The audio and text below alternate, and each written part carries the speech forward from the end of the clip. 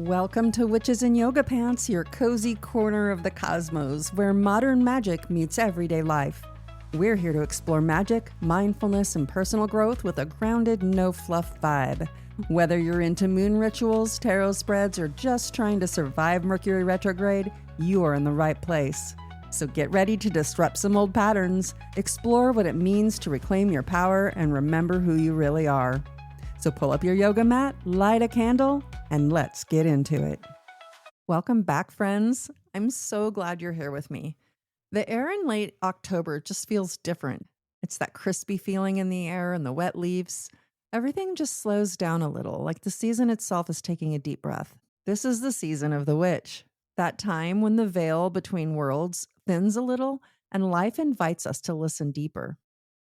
Maybe you felt it a little too. That pull towards candles, reflection, or small moments that remind you to slow down and reconnect with what's real. Last week in the season of shadows, we explored the darker side of our inner world, how to sit with the parts that we usually hide or ignore. And that was about courage. The courage to look inward and stay long enough for your eyes to adjust to the dark. This week we're shifting. We're stepping from the shadows into something older and wilder and far more alive. We step into the season of the witch. Now, before you picture broomsticks or pointy hats, breathe in that word, witch. Feel what it stirs. For some, it's curiosity. For others, maybe discomfort. It's a word that's been twisted and feared, but at its root, it once meant wise one, healer, midwife, listener of the earth. The witch isn't someone outside of us, and she isn't something you have to be born into. She's an archetype, a memory in the human soul that knows what power feels like when it's aligned with the truth. To reclaim the witch within is to remember we are part of nature, not separate from it. It's taking back the authority to know what's right in our own body, our own energy, and our own rhythm.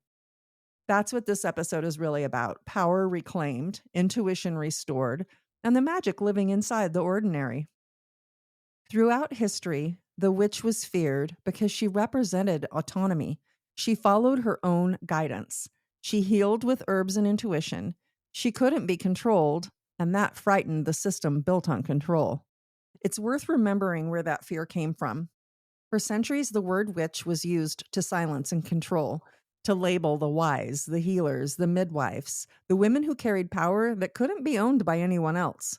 Across Europe and even here in America, those who lived close to the earth, who understood herbs, who trusted intuition, were often branded as dangerous. Some were persecuted.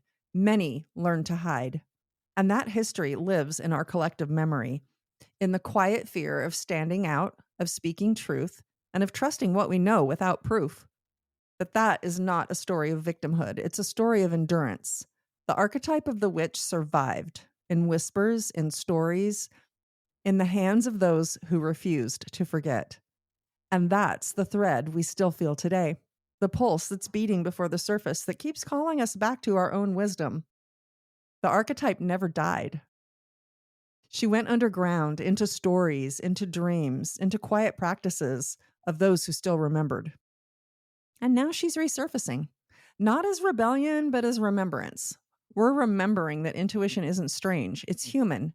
Cycles aren't obstacles, they're guidance. And magic isn't fantasy, it's the living conversation between energy and intention. In quantum human design, this happens when we shift from fear to alignment. Every energy holds a spectrum. The witch lives in that higher range, authentic, intuitive, collaborative with life. She doesn't force, she channels. Before we go any further, I want to take a moment to draw a card for the collective, a message for all of us stepping into the season of the witch. I'm using the Witch deck by Angi Sullens with artwork by Silas Toball, and the card that came through for us today is the Wonder Hunter.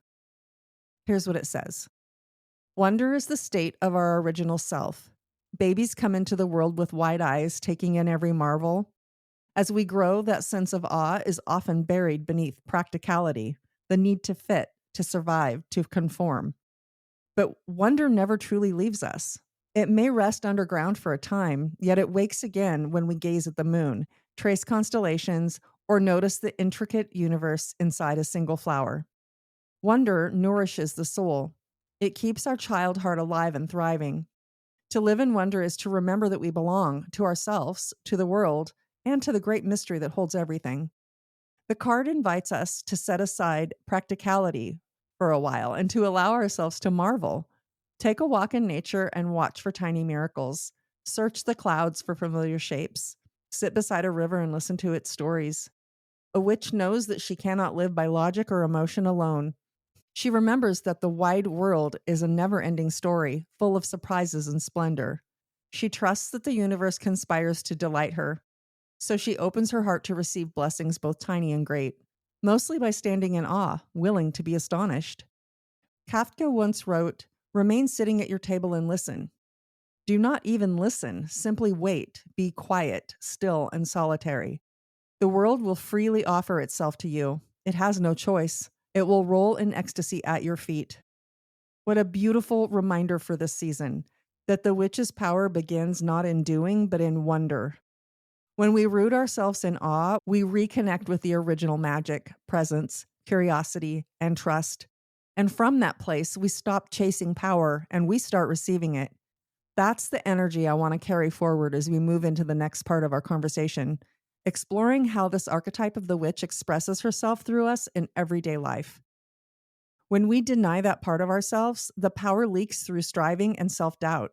When we honor it, we begin to work with the energy instead of against it. So, think of this as an invitation into everyday witchery, the art of living awake. Real power doesn't live only in rituals or under full moons. It's in your kitchen, your breath, your boundaries, and your laughter. And the beautiful thing is, there isn't just one kind of witch. There are many ways this archetype moves through us. Each one mirrors a different way of being in relationship with energy, with intuition, and life itself. Some people carry the energy of the kitchen witch, grounded, nurturing, present. Their magic lives in the everyday rhythm of home and nourishment. The chopping of vegetables becomes meditation. A pot of soup becomes a quiet act of love. And they remind us that nourishment itself is sacred. Others move like the hearth witch, the keeper of warmth.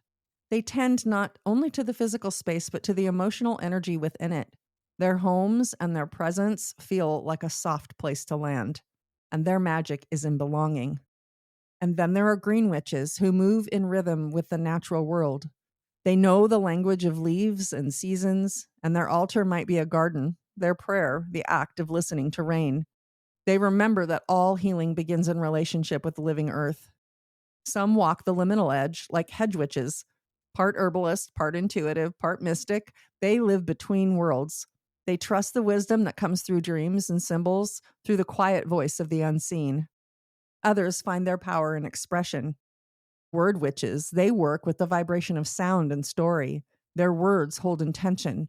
They know language can soothe, transform, and call energy into form. The cosmic witch looks upward, finding guidance in the sky. She reads the movement of planets and phases of the moon, aligning her choices with greater patterns. She doesn't worship the stars, she collaborates with them. The shadow witch carries a quieter strength. She meets the hard truths and lets the dark reveal its wisdom. Her alchemy is transformation, turning pain into clarity, endings into beginnings. The eclectic witch weaves it all together, blending what resonates, releasing what doesn't. She moves intuitively between tools and traditions, creating her own path.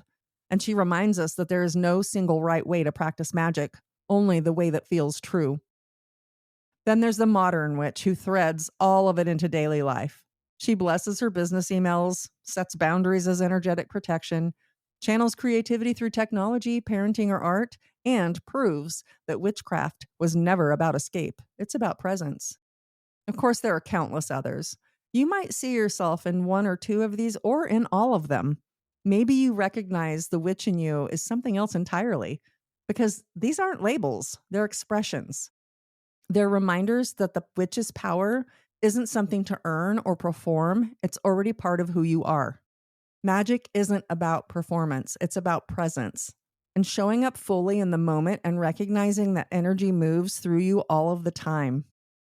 When you remember that, you don't need rituals to feel powerful. You just live with awareness, and that's where the magic begins. Reclaiming your inner witch also means giving yourself permission to live cyclically again, to ebb and flow instead of grind and push. If you're a projector like me or an orchestrator in quantum human design, your energy works in waves. You shine when invited and you rest when your body asks for it. The witch within honors that. Generators and manifesting generators, your magic hums through your sacral yeses and nos, and when you follow them, life moves with you. Manifestors, your magic is initiation. You spark new energy into being. You remind us that the pulse itself is sacred. And reflectors, you mirror the sky. You show the world its own light and shadow. Your magic is time, knowing when to move and when to wait. Every type carries a facet of witch energy, a unique pattern of wisdom waiting to be remembered. The witch rises strongest in autumn. Nature models it. Trees release what no longer serves them, and the earth draws inward. Life and death dance side by side. Transformation isn't tragedy, it's renewal. If last week invited us to meet what we've hidden, this week invites us to use that awareness as fuel. The witch doesn't banish the dark, she invites it in. We've been told that magic is childish or dangerous, but what if it's neither? What if it's simply the language of energy, something that we've always known how to speak? When I began working with energy healing, I started noticing how ordinary moments carried power. A hand placed on your heart, a deep breath instead of a reaction, a pause before speaking. Each one of these things shifts the field around you. Our ancestors lived that way naturally. They didn't call it manifestation, they called it rhythm. Planting by the moon, harvesting with the earth's yeses, listening. I still check the farmer's almanac when I plant, not from superstition, but for respect for the cycle. Every time you slow down to listen to your intuition, you're practicing the craft of the wise. Remember that your words are spells too. We cast them every day. I can't and I'm stuck carry one frequency, and I'm learning and I'm open carry another. The witch chooses her words not to censor herself, but to create consciously. As October deepens, you might feel the urge to release, to clear space. That's instinct. The earth is teaching you how to rest before renewal. When you live awake, your chart lights up differently.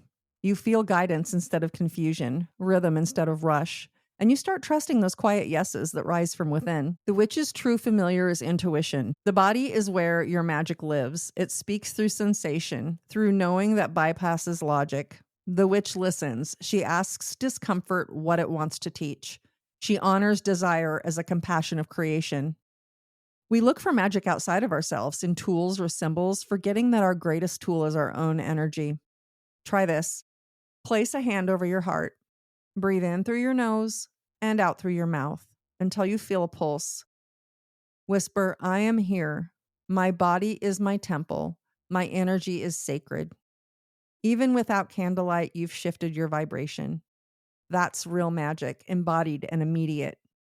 Everyday awareness like this brings you back to center, where design and experience meet. Witches were never meant to work alone. They gathered around fires in gardens and kitchens to share wisdom and strengthen the light. Every time you listen deeply with someone's truth, you join that lineage. You can light a candle not only by yourself, but for the collective, for everyone remembering their magic. Send gratitude to those who've kept the wisdom alive when it wasn't safe to do so. And don't forget joy. For centuries, joy was seen as frivolous, but joy is proof of life. Celebration itself is spell work. It multiplies what's honored. So dance in your kitchen, laugh a little too loud, savor your tea like a potion. Every pleasure is a rebellion against the belief that aliveness must be earned. As Samhain nears, the world exhales. The harvest is in, the nights grow long, and everything slows.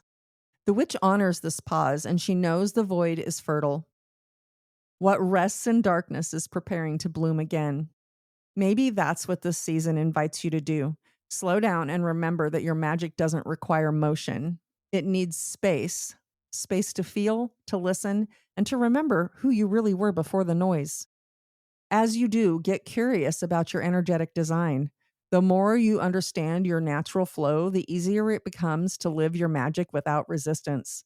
If you haven't seen your quantum human design chart yet, you can download your free chart and reading report through the link below. When you know how your energy moves, you stop fighting it and you start partnering with it.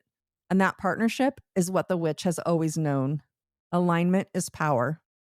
So, As the nights lengthen and the air sharpens, remember, the season of the witch isn't about fear or superstition. It's about remembrance.